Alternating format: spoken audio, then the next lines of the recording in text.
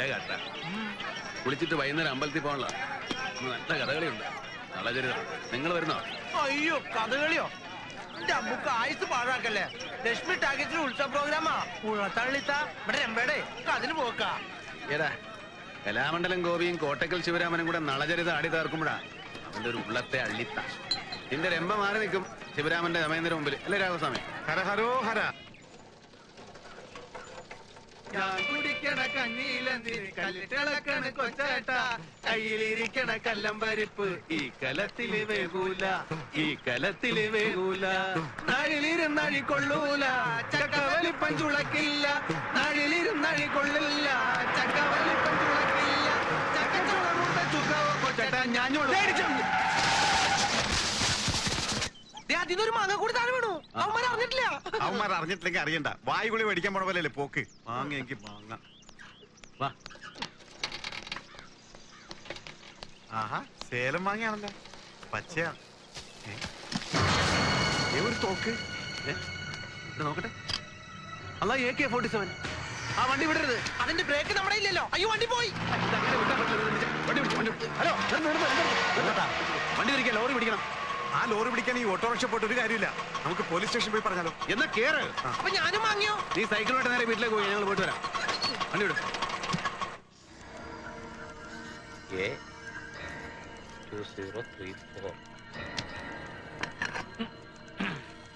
AK-47 ഉള്ളത് പറഞ്ഞാൽ ഞാനിത് നേരെ ചൊവ്വയെ കാണുന്നത് നല്ലപ്പോഴാ. അന്നേരമല്ലേ ഓരോ അവന്മാര് ചക്കയ്ക്കകത്തും മങ്ങയ്ക്കകത്തും വെച്ച് ഒലത്തുന്നത്. നല്ല വെയിറ്റ് ഉണ്ടല്ലോ.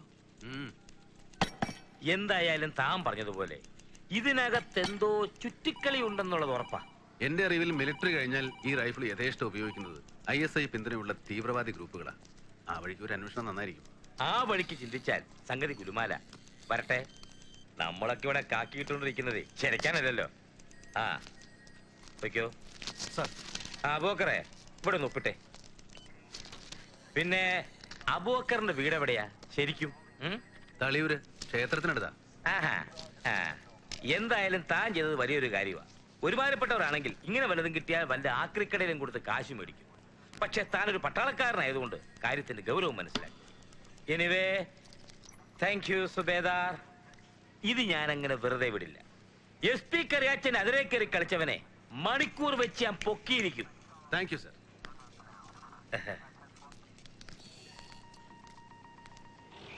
SP അബുനങ്ങ് പിടിച്ചെന്ന് തോന്നുന്നു. എനിക്കാരെ വലിയ സന്തോഷത്തില്ല. കൊണ്ടുപോയി കൊടുത്തത് കൊച്ചു കാര്യമൊന്നും അല്ലല്ലോ. എനിക്ക് തോന്നുന്നത് ഇതൊരു റാക്കറ്റിന്റെ ആയുധക്കടത്തുമായി ബന്ധപ്പെട്ട സംഭവമാണ്. അത് തെളിയിച്ച പേര് SP തന്നെ.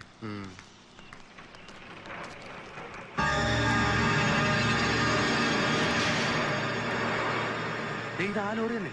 അതെ,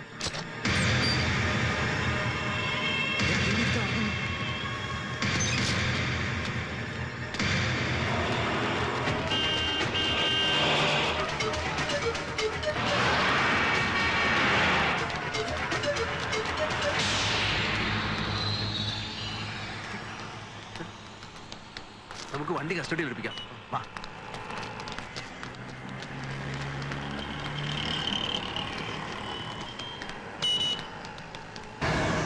എനിക്കൊന്നും കേൾക്കണ്ട. സാധനം സുരക്ഷിതമായി എത്തിക്കേണ്ടത് നിന്റെ ഉത്തരവാദിത്വമാണോ? അതെ, പക്ഷെ എന്റെ കയ്യിൽ നിന്ന് അങ്ങനെ തെറ്റ് പറ്റില്ലെന്ന് സാറിന് അറിയാലോ. എടാ, ഇപ്പൊ പറ്റിയില്ലേ? ഇത് മച്ചാങ്കളിയൊന്നുമല്ല. ഒരു പിഴവ് പറ്റിയ പിന്നെ തല കാണില്ല. ചുമ്മാ ഒന്നും അല്ലല്ലോ. ലക്ഷക്കണക്കിന് രൂപ വാങ്ങി ഞണ്ണിട്ടല്ലേ. ഇതിപ്പോ ഭാഗ്യം കൊണ്ട് ആ പട്ടാളക്കാരന്റെ കൈ കിട്ടി.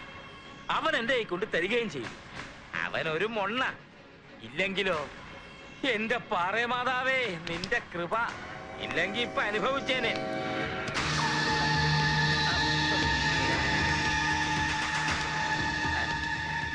അല്ല, അബൂബക്കർ പോയില്ലായിരുന്നു? പോയില്ല. അതുകൊണ്ട് SP സാറിന്റെ തനിനിറം കാണാൻ പറ്റില്ല. അതെന്താണോ അങ്ങനെ? SP കറിയാച്ചന്റെ അതിരെ കയറിയ വണ്ടി മണിക്കൂറുകൾക്കകം പൊക്കുമെന്നല്ലേ സാറ് പറഞ്ഞത്? പൊക്ക്. ദാ നിൽക്കുന്നു കൺമുമ്പില്. പുറത്ത് സാറിന്റെ മൂക്കിന് താഴെ കിടപ്പുണ്ട് തോക്ക് കിടത്തിയ കള്ളവണ്ടി. അതും പൊക്ക്. എന്താ പൊങ്ങുന്നില്ലേ? ഇട്ടിരിക്കുന്ന യൂണിഫോമിനെയും പിറന്ന നാടിനെ ഒറ്റിക്കൊടുത്ത് കിട്ടുന്ന ശമ്പളം കൊണ്ട് താൻ ഇനി അധികാലം സദ്യ ഉണ്ണുകലന്റെ കറിയാച്ച. ഇത് പറയുന്ന അബൂബക്കറാ, സുബേദാർ അബൂബക്കർ. പിറന്ന നാടിന് വേണ്ടി മഞ്ഞും മഴയും അറിയാതെ രാവും പകലും ഇല്ലാതെ അതിർത്തിയിൽ കാവൽ നിന്ന ഒരു പട്ടാളക്കാരനാ ഞാൻ. ഞാനാ പറയുന്നേ. നിർത്തണം. നീ പെട്ടിമണിക്ക പട്ടാളമാണെങ്കിലേ ഞാൻ കടത്തി നിൽക്കുന്ന പോലീസാ.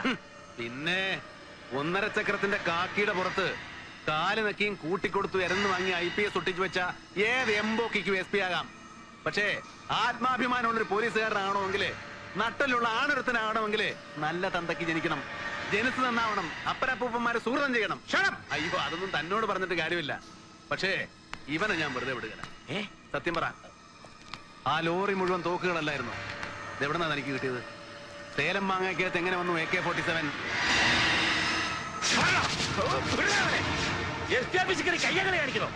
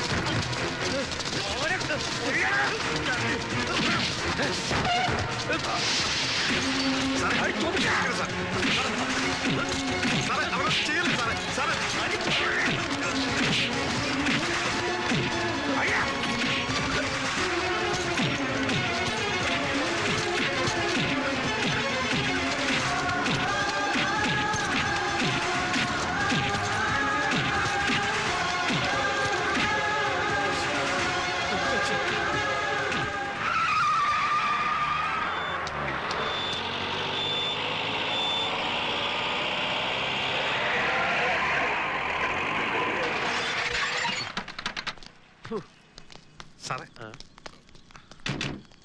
സാർ അബു അകത്തുണ്ട്. ഒരു സോഡ വാങ്ങിക്കും. ചെല്ലടാ. നൂറുദ്ദീൻ സാറ് പറഞ്ഞ SP കേൾക്കുവോ? അത് MLA തന്നെ വരണോ? ഞാൻ പറഞ്ഞ SP മൂത്രം ഒഴിക്കും. എന്നാ വന്നാട്ടെ സാർ. അല്ലല്ല, അത് വേണ്ട. ചിലപ്പോ MLA ഓവർടേക്ക് ചെയ്തു എന്ന് തെറ്റിയിരിക്കും. ഹലോ സാർ, ഫോൺ പോക്കറ്റിലെ. ഹലോ. ആ ആ ആര് പറഞ്ഞു? എന്റെ ബീരാനെ, നിങ്ങൾ ഒരു കാര്യം മനസ്സിലാക്കണം. നമ്മളെ പാർട്ടി എന്ന് പറഞ്ഞാ നമ്മളീ വ്യത്യാസപ്പെട്ട പാർട്ടിയാ. അതിനിട്ട് മാന്താൻ നോക്കരുതേ. നമ്മളെ പാർട്ടീനെ വർഗീയ പാർട്ടി എന്ന് വിളിക്കുന്നവരോട് നമുക്ക് ചോദിക്കാനുള്ളത്, വർഗീയ പാർട്ടി അല്ലാത്ത പാർട്ടി പിന്നെ ഏതാ നാട്ടിലുള്ളത്? ഒന്നെങ്കിൽ തൊഴിലാളി വർഗ പാർട്ടി, അല്ലെങ്കിൽ മുതലാളി വർഗ പാർട്ടി, നമ്മൾ മുസ്ലിം വർഗത്തിന്റെ പാർട്ടി. എന്താ വ്യത്യാസം? പേടിപ്പിച്ചല്ലോ. ഒന്നും കൂടി MLA വിളിക്കണോ സാർ? 1 മിനിറ്റ്. ഞാനില്ലേ, പിന്നെന്ത് പേടിക്കാൻ? ഒരു പാക്കറ്റ് വിൽസ് കൂടി 2 പാൻ പരാകും. ആ, ഈ ചാനല് എന്ന് പറയുന്നത് എന്താ? അമ്പിളി അമ്മാവനാ? പോവാൻ പറയടോ. ശൂന്യാകാശോന്റെ ബാപ്പന്റെ വകയൊന്നുമല്ലല്ലോ. വേണമെങ്കിൽ ഇവിടുന്ന് ഒരു പച്ച പെയിന്റ് അടിച്ച സാറ്റലൈറ്റ് നമ്മൾ പൊക്കും. അപ്പൊ ഓക്കെ. എന്തൊക്കെ മനുഷ്യന്മാരാണോ. പുറത്ത് ഭയങ്കര പട്ടിശല്യം, അകത്താവുമ്പോ ആ പ്രശ്നം.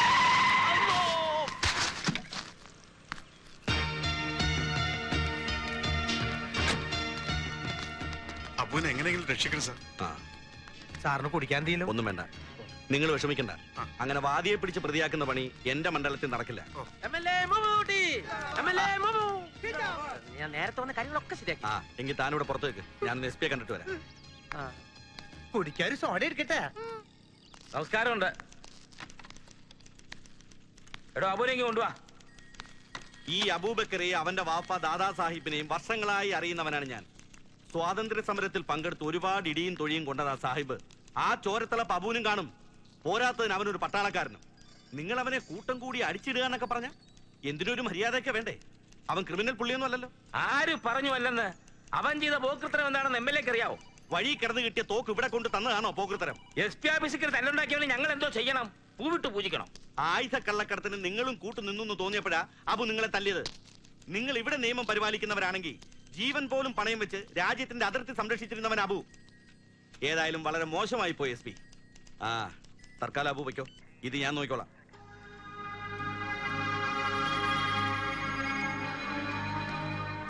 പിന്നെ എന്റെ മണ്ഡലത്തിന്റെ പരിധിയിലാണ് ഇത് സംഭവിച്ചിരിക്കുന്നത്.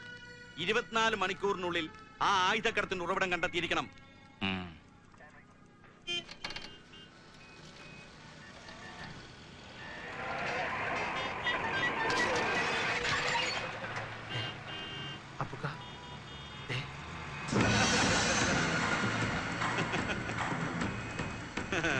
എന്നാ പട്ടാളക്കാരനെ പറ്റിച്ചതിന്റെ ചെലവ് അല്ലേ നേതാവേ? ഒരു രാജ്യസ്നേഹം, ഒരു സുബൈദാർ അബൂബക്കർ.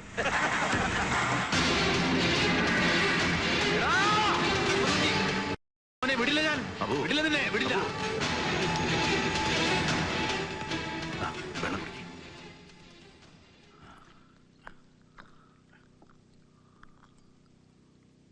ഓമൂട്ടിനെ എനക്ക് മറക്കാൻ കഴിയുന്നില്ലല്ലേ?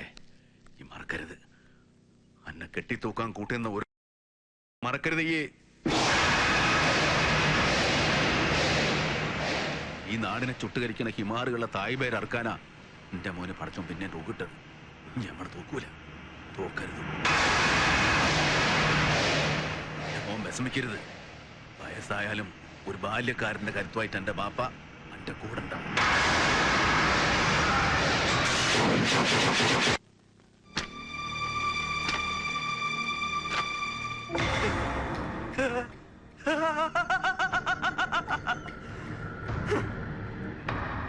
നിനക്കെന്താടാ വട്ടുപിടിച്ചോ? എങ്ങനെ പിടിക്കാതിരിക്കും? നീ ഇത് കണ്ടില്ലേ? നിരവധി ഉദ്യോഗസ്ഥന്മാരുടെയും മജിസ്ട്രേറ്റിന്റെയും ഒക്കെ സാന്നിധ്യത്തിൽ തൂക്കിക്കൊന്നവന്റെ ഒരു കിടപ്പേ. മരിച്ച് കബറടക്കം കഴിഞ്ഞ് സ്വർഗത്തിൽ നിന്ന് തിരിച്ചു വന്നിരിക്കുക. ഇനി നരകത്തിലോട്ടെ ഇവനെ ഞാൻ വിടൂ. അയാളോടുള്ള വൈരാഗ്യം തീർക്കുകയോ അയാളെ നരകത്തിലേക്ക് വിടുകയോ ഒക്കെ ചെയ്യുന്നതിനേക്കാൾ നമുക്ക് പ്രധാനം ഇപ്പൊ ഈ വാർത്ത വിറ്റ് കാശാക്കാന്നുള്ള. ഒരു 2 ലക്ഷം രൂപയെങ്കിലും ആ മലയാള ഭൂമിയിൽ നമുക്ക് മേടിക്കണം.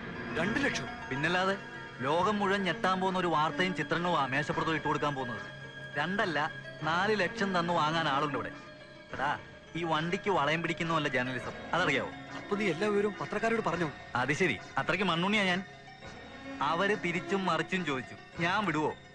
ലോകത്തെ പ്രകമ്പനം കൊള്ളിക്കുന്ന ഒരു ന്യൂസ് ആണെന്ന് മാത്രം പറഞ്ഞു. രാവിലെ ഫോട്ടോയുമായി ചെന്ന് സംസാരിക്കാന്നാ പറഞ്ഞു. നീ വന്നേ, പോകാം.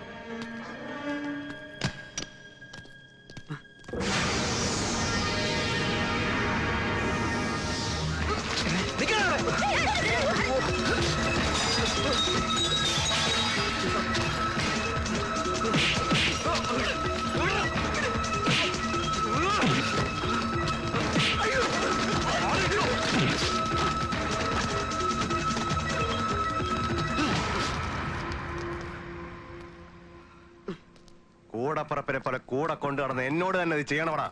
നന്ദി കേട്ടവനെ.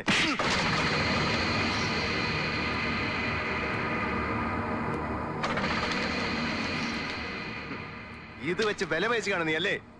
ഞങ്ങളുടെയൊക്കെ ജീവൻ പണയം വെച്ച് നിനക്ക് പണക്കാരനാവണം അല്ലേ?